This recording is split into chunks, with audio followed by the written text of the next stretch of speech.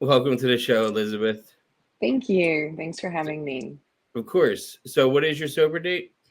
March 2nd, 2009. Wow, so you got 15 years then. Yes, I do. Congratulations. You just Thank celebrated you. 15 years a couple months ago. Yeah, it feels good. Feels really good. Now, what was going on March 1st of 2009? Oh wow. I was in really bad shape. I was full-blown alcoholism, drinking around the clock. Just I'd wake up in the middle of the night and drink. I'd get up in the morning and drink, and just throughout the day. Didn't have a job. I had been fired. I had been through like three jobs before that. And I had a little boy, my son. Um, and so I moved. I was living in Dallas at the time. And so I'm from Houston. Okay. And so I had moved to Dallas, and I was in Dallas for about 3 years. And that's where my drinking like really just kind of got out of control and really spiraled. Okay, that makes sense. Um, Now, did you have your son after you got sober or while you were in addiction? I had him, well, I wasn't in addiction when I had him. I was 21 when I had him, and after he was born, it was, maybe a couple of years. I was a single mom, and I just started drinking at home by myself with my son there, and addiction, it just got out of control. Yeah, so you're from Houston originally. Mhm. Growing up, did you have any siblings? I have a sister, yeah, one older sister. What's the age gap? I'm the oldest of three, and I'm three Oh, years older than my brother, and I'm 9 years older than my sister. Um, okay. Yeah, she's 2 years older than me. oh, okay, so not much of a difference. No, Did you no. grow up close? Yeah, we were close. We were pretty close. We were very isolated when we were kids. So it was really kind of just us, just our family. So I would say we were close. Yeah. I'm sorry, my dog is whining. It's okay. Wanting to be Okay. on camera? Yes, she's here. Okay. No, it's fine. So parents still together? No, no. My parents divorced. My mom left my dad when I was 12, I think, 12, 13. And you stayed with your dad? No, no, I stayed with my mom. My my dad, my mom left my dad, um, and so it was. My dad was. I don't know if I had mentioned this before, but my dad was a minister, Okay. and so we moved a lot when I was a kid. A lot of moving, and then like I said, when I was about 12 or 13, my sister had threatened to run away, and so my mom decided to leave my dad. And so we packed our stuff one day when my dad was at work, and my mom rented a U-Haul, and we packed up a few things and left. My grandparents had wired some money to my mom. We were living in Minnesota at the time. Oh, so that you really did move around a lot. Yeah. Oh yeah. And you bounced around. Did you live in any other? I lived in 5 states in my life. I'm from South Jersey originally. I've lived in Massachusetts a couple times. I lived in Massachusetts one, two, three, 4 different times.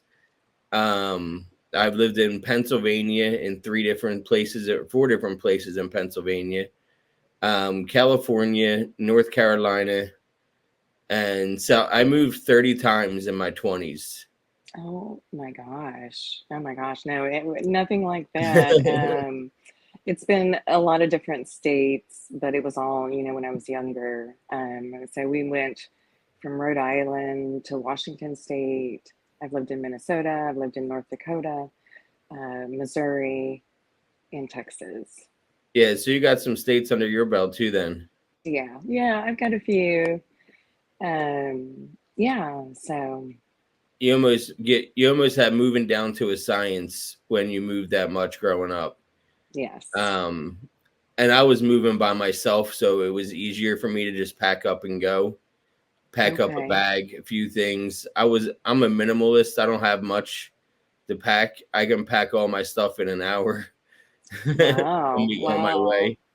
Now that I met Yeah. my wife, I have some stability, and I've lived in the same place for like the last 5 years. Um, Okay.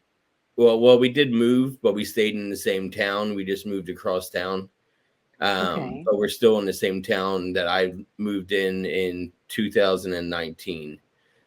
Wow. So it'll be 5 years in October, which is the longest I've lived and lived anywhere in my since my 20s.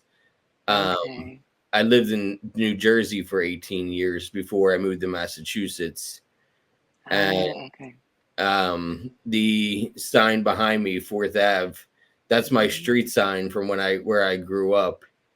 Um, Oh, so when they were getting rid of all the old signs and putting up new ones, my buddy works for the township, and he sent me a picture of the pile of street signs. I was like, "Can you fish out Fourth Ave for me? I want to put it on my wall." that is so cool. I love So, that. yeah, because that's the Yeah. place where I had the most stability before here, and Okay. I got that Okay. sign. I want to say 6 years ago, something like that, 6, 7 years ago. Wow. Um, but so I know how it is to move, and so now you're 13. When did you discover alcohol? 14? Okay, Pretty quickly after I got away from my dad. Um, were you still yeah, isolated, or did he isolate you? he isolated us. Yeah. My sister and I were homeschooled. So we never went to school. We weren't around other people, other kids or anything like that. It was just us and my mom and dad. So when at 13, when my mom moved us to Texas, I was enrolled in school, um, and um, discovered alcohol. And I moved out. I got my own place at 17. I graduated from high school. And I mean, it was just, that alcohol. I mean, once I had that first taste, it was like I just knew that that was my ticket to Yeah, freedom, to get away, to escape. yeah, I know what you mean. I was 11 when I discovered alcohol. Wow. Yeah. Um, and I consider myself an alcoholic at 12. Wow. I wasn't drinking every day when I was 12. I don't want it Okay. to sound like I was an alcoholic in the sense that I was drinking every day yet. Hmm. But I was drinking on weekends when I was 12, and I was drinking for a reason. So when I was 12, a friend passed away. He was hit by a car, Oh, and I had already discovered alcohol and what it does for you, the effects. And I said to our other friend, like, "Hey, if we drink, we're gonna feel better." And so I oh, pinpoint that as me becoming an alcoholic because I was drinking to numb and not hmm. drinking for fun. Right, right, You know what right. I You mean? had a purpose. Yep. Yeah, exactly. Because I know what you mean when you said you discovered it. It was like that white light, that aha moment. Like, this is what I've been searching for. Yes, yes, that's exactly it. And by the time I Absolutely. was a senior, I was drinking every night, Wow. like school nights and all. Like, and it wasn't, I had made friends with 21-year olds. So it Hmm. wasn't hard for me to like get alcohol. I grew up in a Right. really small town, like a 1 square mile town. So Hmm. everyone knew everyone. But there was 3 bars in our town, a liquor store in our town. So it's not like I had to travel far to get booze. Right. What was So your home life like? parents still together. Well, my dad passed away last year. Oh, But okay. my parents were together 37 years before he passed. Wow. And my brother and sister are my best friends still to this. Like, we're all really close. We got closer in our 20s. I was kind of My brother and I are 3 years apart, Hmm. and I definitely isolated away from my family when I was like 15, 16. I wanted to be my own individual, and I was going out all the time. I was never home. So my brother and I didn't form like our bond until we were like in our mid 20s. Okay. Okay. Um, I had the same best friend since first grade up until 31 years old. So Wow. it's a lot of experience with each other and a lot of, getting drunk together. I discovered weed when I was 13, so that was another outlet for me. And I still don't consider weed a really bad drug if you use it correctly. Hmm. But I was using it again to numb, you know what I mean? Like I wasn't smoking just for fun. Yeah. Yeah. But that was my Yeah. home life. I isolated myself from the family, and my dad and mom I didn't get close with until I got older, and my dad was my best friend until he passed. Now that my dad passed, I talk to my mom at least once a day, Oh, do just to check you? in with her to see how she's doing. Uh-huh. So I'm close with my family now, but I definitely wasn't close with them growing up. Were they supportive of you while you were going through everything? They they didn't understand Right. addiction. So they had asked me to go to rehab a bunch of times, and I just kept saying I'm not ready yet. Hmm. It's almost like smoking cigarettes. I still smoke cigarettes, and my wife just quit vaping. She used a nicotine patch, Hmm. and she was encouraging me to use a nicotine patch. And I told her I'm just not ready yet. Yeah. I was like, when I'm ready, I'm gonna like do it full force. Like right next to me, I have nicotine gum. Uh-huh. So I work, from home, and I chew gum all day long when I can't like pop out for a cigarette. I Right. just chew gum the entire time I'm working, and that helps me keep the cravings away. And it helps me not smoke as much during work. Yeah. Yeah. Yeah. That's definitely good. I used to smoke, and so I'm definitely familiar with the gum and all of that. And I my started husband smoking still at smokes. 12. I was Oh, 12 did when I you? discovered cigarettes. My Wow. parents didn't smoke a day in their life. Oh, really? Brother and So, sister never touched a cigarette. I'm the black wow. sheep. Okay. Okay. Oh my gosh. I feel for you because it's hard. It's hard to not be understood and to be dealing with something like addiction, when other people don't get it. Yeah, I was I was an alcoholic until I was 31. Now I'll be 38 the end of September, and Okay. I haven't had a drink in 4.5 years. Congratulations. That's So amazing. yeah, my sober date is my sober date is April 1st of this year. That's when I cut out benzos, and that's when I cut out weed.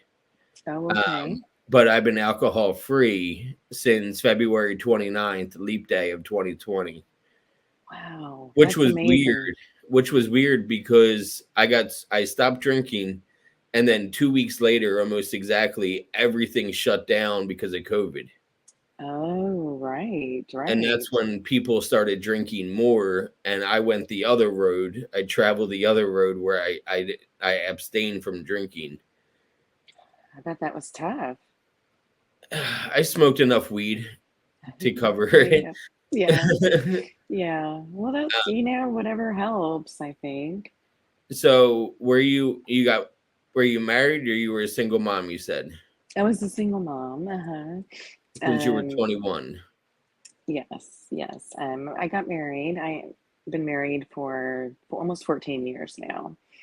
Oh, okay. So So, you've been yeah, sober throughout your entire marriage. yes, yes. Um, did you lose anything in addiction? Did you like ever lose your license or get a DUI? I did. I got a DUI when I don't think I was even 21. I think I was like 19. Um, and I was arrested once for public intoxication. I lost, several jobs, and I think just mostly I ended up going to rehab. My husband was very instrumental in helping me get sober and helping me get into rehab, and because he and I were friends uh, before um, before You we got started married. dating. Yeah, and so I moved back from Dallas to Houston, and my family, my mom, and my now husband Tony, they were here in Houston, and they didn't realize how bad I had gotten while I was in Dallas. How bad the addiction had gotten, and so when I came back, immediately Tony found a rehab and talked to my mom, and my mom. they talked to me. My mom came over and took my son, and then Tony drove me to the rehab. But that took time. That took several months of talking to me and getting me kind of primed. But I didn't have anything. I had no job. I was living off of unemployment, and my life was miserable. I mean, let me tell you, literally, it was awful. I wouldn't wish that on my worst enemy. The feelings, the um, dependency. When I got arrested for public intoxication, the next day, when they were releasing me, I was shaking. I would because I had to drink and I hadn't. And so they wanted me to sign the paperwork for my release, and I'm shaking and I can't sign. And the girl behind me is like, "Why are you shaking?" And so my mom had come to pick me up, and I just told her I need a drink. And she said, "No, no, no, we need to take you to get you some food." And I said, "No, look at me. I can't eat. I need a drink." And she took me to a liquor store, and then I went to rehab after that. I know how that goes. I've been arrested before. I've been arrested a couple times too. And one of the times I got arrested, I had just picked up pills. I was a pill addict for a decade, Oh, wow. oxys. And I had just left my dealer's house, and I had 20 of them on me because I bought them in bulk. And because I lived an hour and a half away, I would travel an hour and a half to get them. Oh, wow. Um, and so I bought 20 of them, and I got pulled over almost immediately after I left his house. And they found him on me, and they arrested me. And I had to be, being processed while I was withdrawing, Oh, my because I was gosh. already withdrawing before, I Oh, even got to my wow. dealers. I was already withdrawing, and withdrawing from opiates is like having the flu, Oh, just okay. much more intense than the flu. So I had to be processed, and then I was able to get released the same day, so I didn't have to stay overnight. I immediately went back to that same dealer's house, and I bought more because I don't learn lessons. Yeah, yeah, you know, yeah. and it took me another month and a half to get into rehab. Just like Okay. you, I kind of had to talk myself into it. Right. You know what I mean? And I was Mm-hmm. finally ready, and I Mm-hmm. went on my own. Like, no one asked me to go when I went. Wow. I had nobody Wow. being like, "You have to go to rehab now." Nobody said that to me. Uh-huh. And I think that's why I decided to do it, because I felt ready myself. That, Now, when you're in rehab, did you get introduced to like AA? mm-hmm. Yeah. Oh, yeah. Did you like it? Definitely. I did. I did at first. I started going. I got a sponsor. And so I met this woman, who ended up being my sponsor, and I really liked her. She was very nice and helped me with everything, kind of doing the steps and being supportive um and so I eventually stopped going after a few years. I just didn't feel like it was really doing that much for me. Um, because I changed my life, because my lifestyle is different and I don't live the way I used to live. I'm not going to bars, and I'm not out, around alcohol and people that are drinking and getting shit faced, and excuse me. No, Um, you can curse on this. okay. It's YouTube. People say much worse than shit. Okay. Yeah. I just wanted to be sure. No, yeah, you're fine. Okay. Um, so yeah, you went through a few years of going to AA, Mhm. and did your husband drink, He does a little bit, not often. like, He at a used to. party? Yeah, yeah. If we go somewhere, he may have a beer or something. But he doesn't really drink anymore. Um, he and I both were heavy drinkers when we drank. He never got like I was. He was never to that point. Yeah. He always managed to maintain the control. However, you can do that. But so he doesn't really drink anymore, and as the years have passed, and by the grace of God, I have gotten to a point where I don't crave the alcohol and I don't think about it, and I can go to a social event and be okay. and not be thinking about alcohol, the whole time. That used to be, it just was my every thought was alcohol. If I went somewhere, if I was around people, I wanted to have a drink. I wanted something. And if other people were drinking, I wanted to be drinking.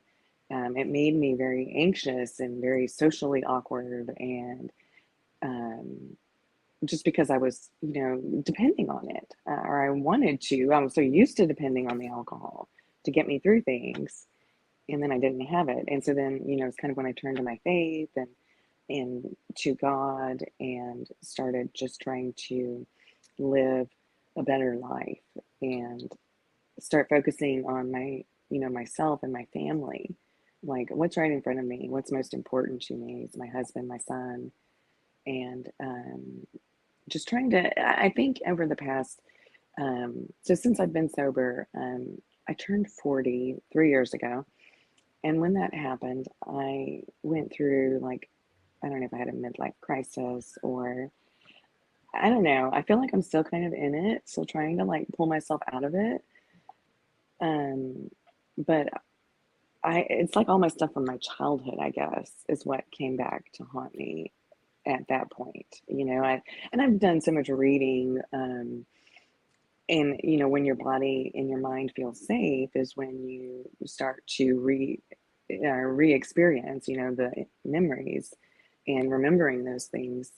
Um, and I think that's what happened is that I feel safe now and I'm not in that fight or flight constantly. And so I'm remembering, things from my childhood and the past and the drinking and all of that. Can I ask what about the childhood? Yeah. Well, my dad was very controlling. He was abusive, and just along with the isolation, it was just it was very chaotic environment, and I had a lot of fear. I think I still do have a lot of fear, um, just from the way he was and the outbursts. Not knowing what to expect, and that. There we go. I lost you for a second.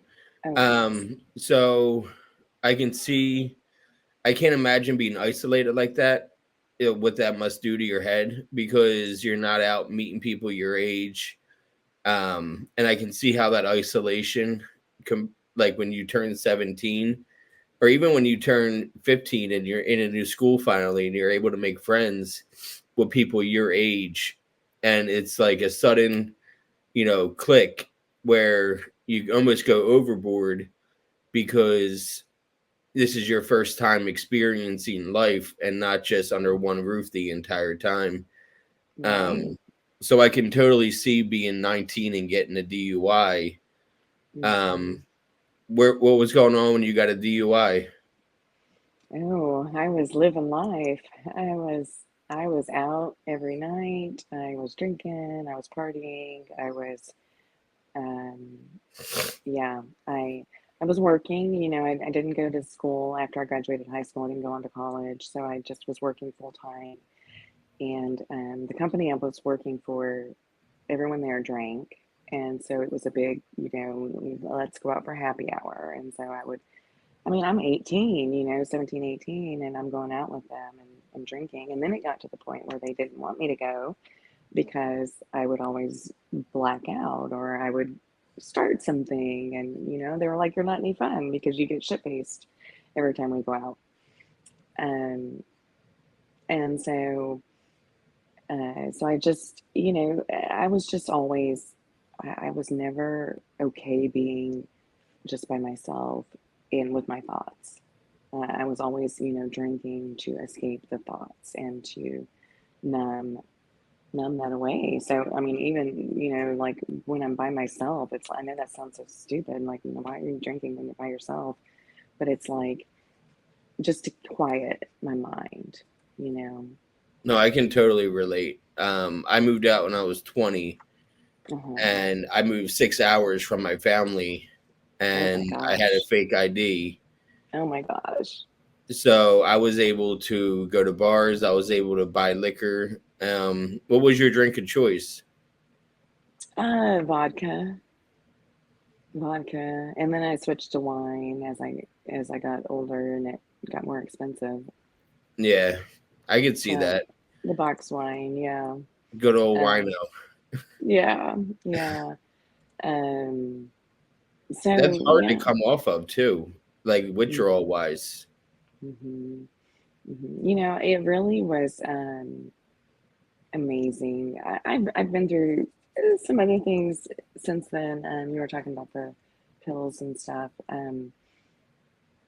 But what I was going to say about the coming off of the alcohol was when they took me when I was taken to the rehab, they put me in this back room and said, "Here, we're going to process your paperwork, do whatever, you know, just stay in here." And there was a little like cot in the room, and so I laid down. It was like 9 in the morning or something, and I woke up that evening, and it was probably 6 or 7 in the evening.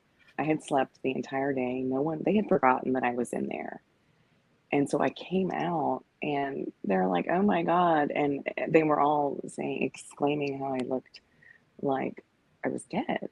And so they rushed me and got me in to see a doctor and got me started on with the withdrawal medications, you know, and all of that. And so the withdrawal, I don't remember it actually being that horrible because, like, you know, I had the medication and You were properly medicated for it, yeah, yeah. which is good Because, because you can have a seizure and you can yes. even die from alcohol. What people don't realize, the social drinkers don't realize what withdrawal does with alcohol and how dangerous it is. Hmm. If you suddenly stop, your body can start shutting down. And people, I don't think, realize that because you see ads for it on billboards, you see ads on TV, ads in magazines. It's almost like how cigarettes were in the 50s and 60s, how cigarette Hmm. ads were everywhere. And then eventually Yes. you'd never see a cigarette ad anymore. You see the stop No. smoking cigarette ads, but Yeah. you don't get the ads for, buy a Lucky Strikes and or the Cowboy Reds, you know what I mean, the Right. Cowboy Killers. Uh, Right. so hopefully eventually I would like to see less ads. Um, and I talk about alcohol so much on the show that I get ads on my Facebook. I'll be scrolling Facebook and I see an ad for bourbon or Jack Oh, Daniels. I oh was a my Jack goodness. Daniels drinker, Okay. and because my name is JD, and I always joked around getting JD for JD. And, Yeah. Yeah. I would walk into a bar, get a double shot of Jack and a Jack and Coke, and that's how I would start the night. Yeah. And Oh, yeah. I'm sorry. Go ahead. no, it was I had gotten bad with drinking in 2015. I had just moved to North Carolina. My fiance was bipolar schizophrenic and she took her own life. And I didn't know how to Oh, process that. And so I turned to drinking and then eventually turned to drinking and doing Coke. wow. Still taking pills all the time. It wasn't sustainable at all.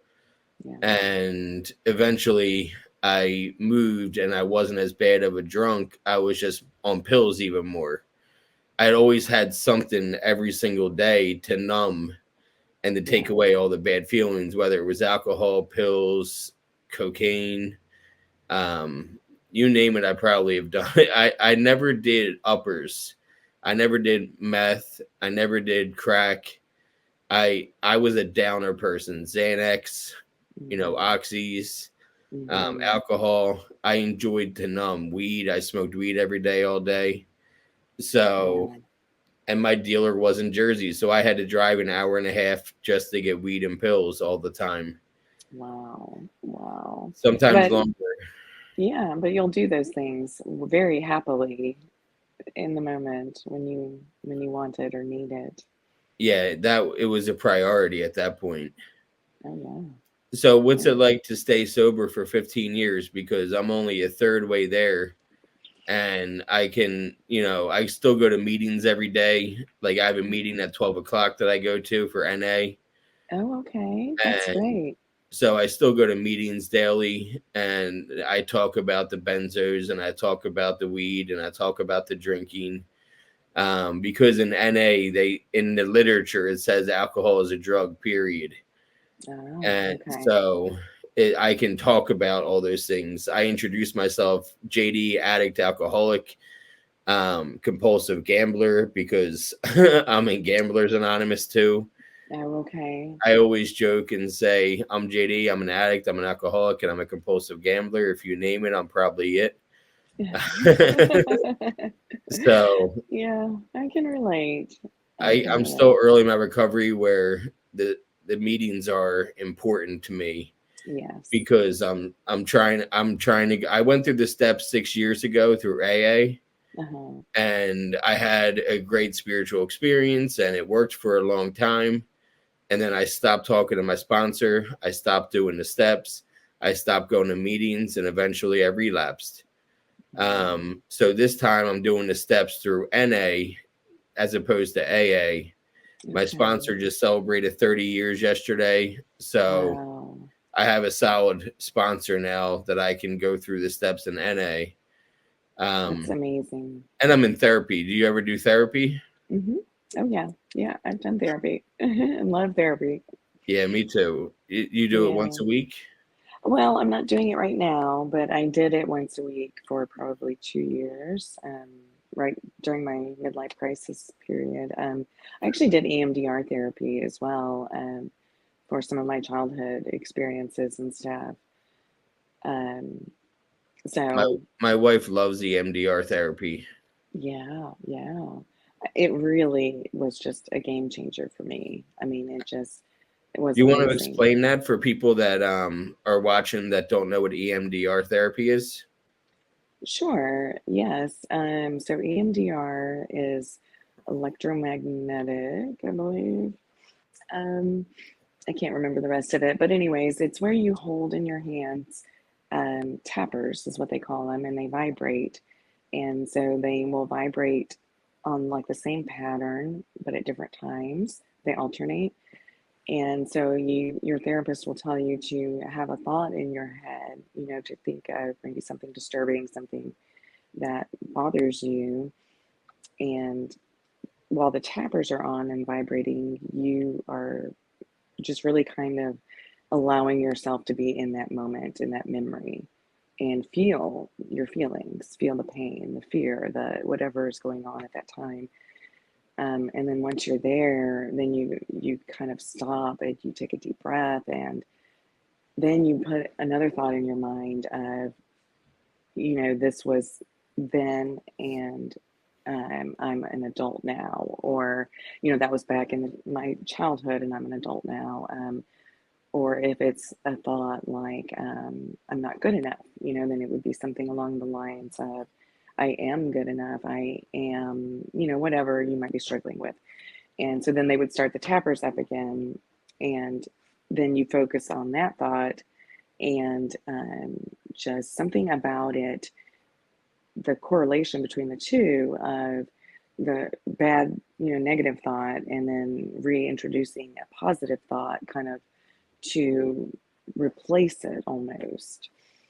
Um, and so there's something about it that triggers in your brain when you've got the vibration going on in your hands that causes it to like shift the memory. So from an unprocessed memory that you didn't really know what to do with, now you've kind of resolved it, maybe is the word, um, to where it's not just like, the way I look at it is that we have, like from our past, we have these emotions and thoughts that we haven't dealt with that are just kind of hanging over us and in our bodies and our minds, and you have to acknowledge it. You have to come to terms with everything, in my opinion. That's just my opinion, is that it has to be dealt with. And then you can move on. But until you deal with it, you're not going to be able to move on. And so for me, the EMDR was really helpful in like getting past a lot of the issues that I'd had from my childhood with my dad, and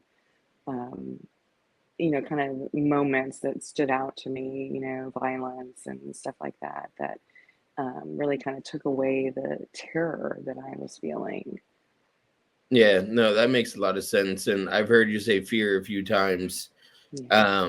And I had an acronym for fear when I was in addiction, and it Uh-huh. was fuck everything and run. Yes. And Yes. I kept running away from my problems. That's why I bounced around states. I thought if I go to this state, I can stay clean because I won't be in Jersey anymore. If I go to Hmm. this place, I'll be out of Massachusetts and I won't get high anymore. And the Right. problem is, I never dealt with the underlying issue, and I kept bringing my own head with me, which would Hmm. talk me into doing stupid shit. Um, Yeah. and then sober, I came up with a new acronym, which is face everything and recover. Ah, I like I that.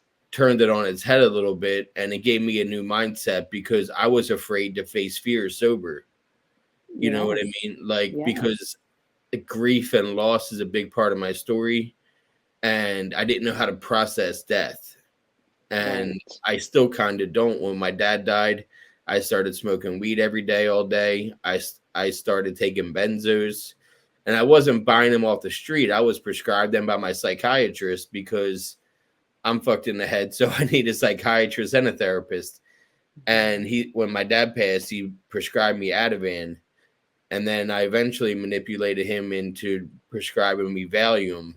And then I learned Oh. you could snort Valium, and I Oh. found myself snorting Valium just like I used to snort oxys. And eventually, my wife called me out on it, and I had that moment of clarity where I was like, okay, I'm gonna stop smoking weed. I'm gonna stop taking benzos. So I've been 5 months clean from that now, and going strong and all that. That's amazing. That is So, so great. It's but I'm, hard. uh, yeah, it's not easy, especially coming off benzos. Coming off benzos is like coming off of alcohol. Oh, And yeah. so I had to be monitored and made sure that I didn't like have a seizure and make sure, Wow. all that stuff. So, So the tangled webs we weave. I know, I know. So what do you find that helps you throughout the day? Like if you're working from home, because I work from home too, and I have a lot of time on my mind to fill. Um, I work for a hospital system where I schedule people for orthopedics and podiatry, okay. and I answer about 100 calls a day on Oh, average. wow. So I don't really have time to think while I'm at Okay. home. I Yeah. get stressed out and I find myself smoking cigarettes. Mm, Um, and that's why I have the nicotine gum so that I can smoke less while I work.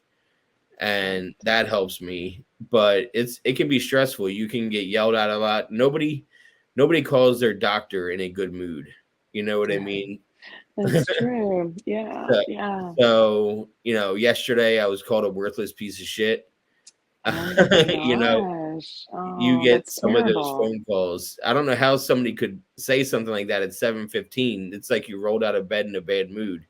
Oh my word. That's terrible. But I don't, I work 7 to 6:30. And I'm off on Wednesdays. I take care of my wife. She has MS, and oh, they give me an hour and a half long lunch break so that I'm able to attend my daily NA meeting at noon. They give me a chance to. I went out when I got sober. I went out for a month on FMLA and hmm. short term disability. Okay. And it gave me a month to kind of reset my brain, get back into going to meetings, um, start working the steps again, having a connection with God again. That's Um, amazing. so I'm lucky that they gave me that grace period and to get my head right again. Um, Yes. so when I came back into work, it was stressful again, but now I'm not numbing the pain. I'm just sitting in the uncomfortable feelings, which was always hard for me to do. Yeah. But I'm able to Yeah. do it now. I feel a lot better, Good. and Do you write? Do you journal or I write the steps. There's when you do the steps in NA, it's a lot of writing involved. okay. My wife encourages me to get a journal and start writing, but I haven't started that yet. I find it hard to, even though I used to write a lot, I find it hard to like get started. Yeah. So I haven't done Yeah. that yet, to be honest with you. I should. I've been told I Yeah. should. Between my That's something therapist and my wife. that's really helped me. It's just been very therapeutic. And I've gotten to the point where I'm like, okay, I'll feel it if I need to write, if I need to get something out, that's bothering me. And I've heard people say that before, I don't know how to start or I don't know what to say. And there are so many days that I start by saying, how do I feel? I mean, I literally write that down. How do I feel? And then just start listing emotions or feelings. And then it just snowballs from there. That's awesome. Yeah. I'm glad to hear that, Elizabeth. I appreciate you sitting down and being so open about your story. I know it's sometimes not easy to sit down and kind of play back the reel and going through, the trauma and going through the addiction and Hmm. clawing your way back out of it. You seem to be doing great between working the steps initially, doing therapy when you felt like you needed it, bouncing back from the public intoxication and the DUI. So it's really refreshing to have someone on here with so much sober time right now. Where did you Hmm. find my show at? What group? It was the trauma and abuse survivors. That's right. Yeah. I Yeah. posted there a couple times Yeah. Yeah. because I'm part of that group too, and I think it's a great group of people. I do And a lot of too. people are recovering from alcoholism or drug addiction that they used to numb with. Hmm. Oh yeah, So, absolutely. well, I'm glad that Absolutely. you had the chance to sit down and tell me your story. Well, thank you. Thank you so much for having me on and for listening. I enjoyed chatting with you. You too, Elizabeth. Have a great day. All right, you too. Thanks. Bye Bye bye. bye.